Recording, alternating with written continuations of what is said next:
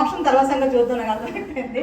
ఈ రోజు నుంచి మీరు ఏం చేసినా, మనకి ఏం జరిగినా, మనం ఎక్కడున్నా హ్యాపీగా ఉండాలి. ఉందామా?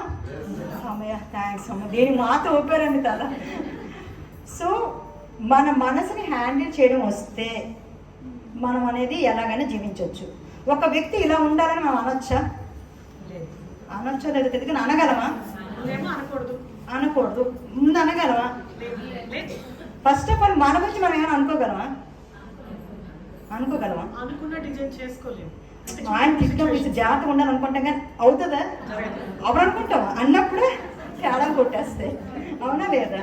చిచ్చి పక్కవాడైనా, తోడుకోలైనా, అమ్మాయినా, అత్తైనా, అక్కైనా, చెల్లెని ఏదైనా అనేటప్పుడు మనకి అనుకుంటాం, కానీ ఆ టైంలో చేయలేకపోతున్నాం. ఎందుకు? ఈ రోజు నుంచి గుర్తుపెట్టుకుని మెమోరీ, జ్ఞాపకం, దానికి సంబంధించిన ఆ భావం ఉండిపోతుంది. ఇప్పుడు నేను ఇక్కడ బజ్జీ వాసన వచ్చింది అనుకోండి, స్మెల్ వచ్చింది, ఇక్కడ కనపడలేదు, మీకు ఏం గుర్తొస్తుంది? ఇక్కడ ఎక్కడ ఎవరో బజ్జీలు వేస్తాను. తిరుపతి వెళ్ళగానే మన లడ్డూలు కనపడగానే స్మెల్ వస్తుంది. దీని మాత్రం తరుగుతున్నారు అబ్బా, ముందుదాన్ని తరగలేదు. అంటే ఇక్కడ ఏమైంది? బజ్జీకి సంబంధించిన జ్ఞాపకాలు మీ మనసులో నిలబడిపోయాయి. ఓకేనా?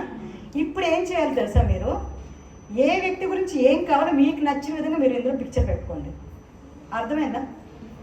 మీరు ఇప్పుడు పూజ చేస్తారు, కిందకి ఏదో పూలతో అలంకరిస్తారు, మీ మనసులో పిక్చర్ ఉంటుంది, దాన్ని అలా డిజైన్ చేస్తారు. అదొక స్వస్తిక్ ఎక్సెట్రా ఎక్సెట్రా, ఏ పద్మ పువ్వు వేస్తారు. అవునా? ఇక్కడ ఉన్నది ఇక్కడ వేస్తారు. ఇది క్లియర్ కదా? అమ్మయ్య, బాగా ఈ పూలు వేస్తారు వీళ్ళంతా, నాకు అర్థమైపోయింది. అదే విధంగా ఎవరి గురించి ఏం ఆలోచించినా మీరు అదే పిక్చర్ని మీకు నచ్చిన విధంగా పెట్టుకోండి. ఇప్పుడు ఎదుటివాడు చెడ్డాడు అనుకోండి, ఎవరు పనిష్మెంట్ ఫీల్ అవ్వాలి? వాళ్ళు ఫీల్ అవ్వాలా, నేను ఫీల్ అవ్వాలా? కానీ మనం ఏం చేస్తాం? అబ్బా, ఇంకా మొగుడు కూడా పెడతాం. ఈవినింగ్ రాగానే లబ్బని చెప్పి వాడి మైండ్లో మంచి బిజినెస్ ఉంటుంది, జాబ్ ఉంటుంది, లబ్బని పెట్టి చెప్పి ఏం చెప్తాం మనం? ఏంటి అర్థం ఇద్దండి, మొత్తం వాళ్ళ బ్రెయిన్ కూడా నాశనం చేసి పడేస్తాం. ఎందుకు?